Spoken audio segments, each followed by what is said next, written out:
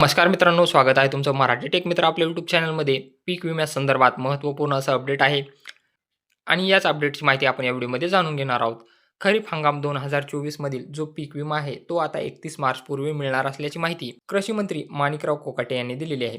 याबद्दलचं अपडेट काय आहे चला मग जाणून घेऊया. तत्पूर्वी तुम्ही पीक विमा भरलेला असेल आणि तुमचा पीक विमा मंजूर झालेला आहे, म्हणजे तुमच्या पीक विम्याचा फॉर्म मंजूर झालेला आहे की रिजेक्ट झालेला आहे, हे कसं चेक करायचं याचा व्हिडिओ आपल्या चॅनलवर आहे. त्याची लिंक तुम्हाला डिस्क्रिप्शन बॉक्समध्ये मिळेल.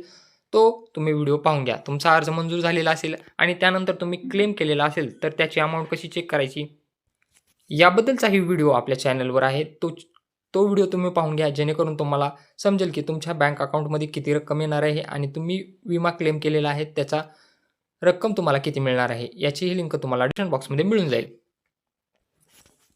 पंतप्रधान पीक विमा योजनेतून खरीप 2024 ची नुकसान भरपाई देण्यासाठी 2197.15 कोटी रुपयाचा निधी मंजूर करण्यात आला आहे. राज्य सरकार हिस्सा विमा कंपन्यांना उपलब्ध करून देण्याची प्रक्रिया प्रगतीवर आहे. त्यामुळे नुकसानग्रस्त शेतकऱ्यांना पीक विम्याचं वाटप 31 मार्च पूर्वीच करण्यात येईल, अशी माहिती राज्याचे कृषी मंत्री माणिकराव कोकाटे यांनी बुधवारी विधिमंडळामध्ये दिलेली आहे. तर असं हे महत्त्वपूर्ण असं अपडेट होतं.